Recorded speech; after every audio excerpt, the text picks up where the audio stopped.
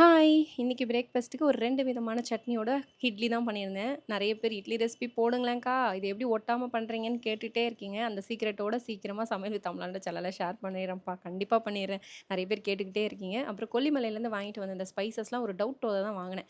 நல்லா இருக்குமோ, நல்லா இருக்காதோ தெரியலையே அப்படின்னு சொல்லிட்டு, பட் ஓப்பன் பண்ணி கொட்டி வைக்கும்போது தான் தெரிஞ்சது. சூப்பரா இருந்துச்சு. அப்படியே ஃப்ரெஷ்ஷான ஸ்பைசஸ் நல்ல ஸ்மெல்லும் இருந்தது.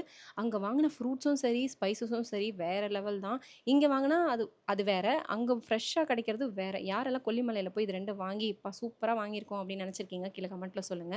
ஸ்கூல் வேற ரீஓப்பன் ஆக போது. குழந்தைங்க வந்து ஸ்கூலுக்கு அனுப்புறது பெரிய ஒரு சேலஞ்சான விஷயம் தான். இருந்தாலும் ஸ்கூலுக்கு போறாங்களே, நமக்கு ஃப்ரீ டைம் கிடைக்கும், சந்தோஷமா இருக்கலாம் அப்படின்னும் இருக்கு.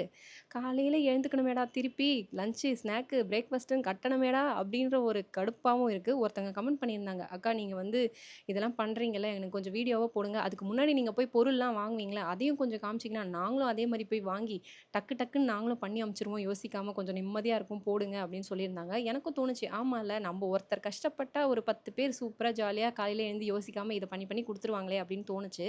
ஸோ யாருக்கெல்லாம் இந்த மாரி school lunch box, snack box அப்புறம் பிரேக்ஃபாஸ்ட்லாம் வேணுமோ கீழ கமெண்ட்ல சொல்லுங்க. நான் கண்டிப்பா உங்களுக்காக ஷேர் பண்றேன். ஏற்கனவே நெறைய வீடியோஸ் இருக்கு. செக் பண்ணி பாருங்க. இதே மாரி இன்னொரு வீடியோல பார்க்கலாம். அதுவரைக்கும் பை.